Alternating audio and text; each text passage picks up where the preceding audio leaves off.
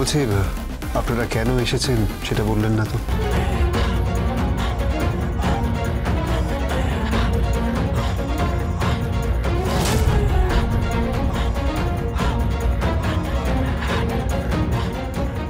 আজকে আমরা বেরিয়েছিলাম আর কি, আমি আর আমার শ্বশুর মশাই আত্মীয় স্বজনদের বাড়িতে পুজোর জামা কাপড় দেওয়ার জন্য। এটাতে জামাইবাবুর জন্য স্যুট আছে, আর ছোটদি ভাই তোর জন্য দুটো কাঞ্জিভরম আছে, আর বাচ্চাদের জন্য ড্রেস আছে।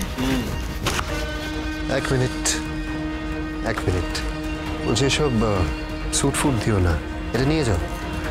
এত দামি জিনিস আবার আমার সহ্য হয় না।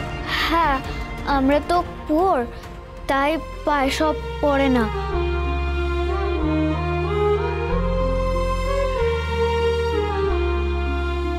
কি পরে? লুঙ্গি? লুঙ্গি পরি, বগলে ছাতা থাকে, হাফ শার্ট থাকে। বাজারে গেলে দরাদরি করে জিনিসপত্র কিনি। কি করব বলুন, আপনাদের মতন অত অঢেল টাকা তো আমাদের নেই। হিসেব করে মাস চালাতে হয়।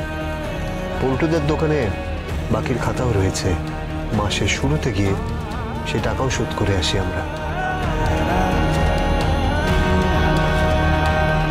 যাই হোক, এসব এখন থাক, আপনারা একটু বসুন, আমি বরঞ্চ চায়ের ব্যবস্থা করছি। না, চা খাবো না। কেন? সস্তা চা খেলে কি জাত চলে যাবে?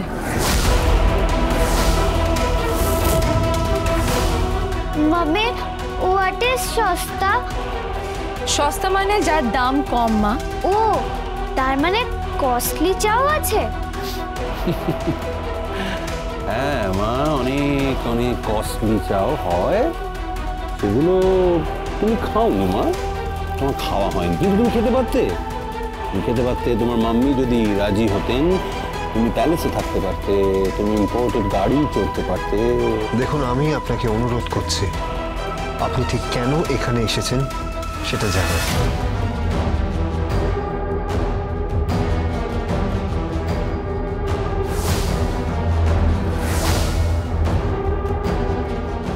কি?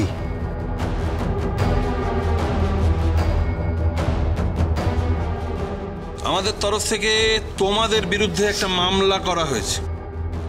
কিসের মামলা করা হয়েছে? কি মামলা করেছেন আপনি? সেটা কোর্টে গেলেই বুঝতে পারবে। কেস চলাকালীন কবিরকে মারধর, হ্যারাস করা, অনেকগুলো সেকশন নাম্বার জুড়ে দিয়েছে আর কি।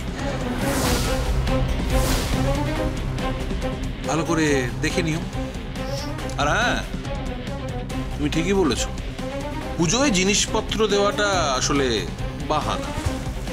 চেয়েছিলাম আত্মীয়তা বাড়াতে, কিন্তু তাতে তো তোমরা আগ্রহী নয়, তাই এই কাগজের টুকরোটা দিয়ে গেলাম।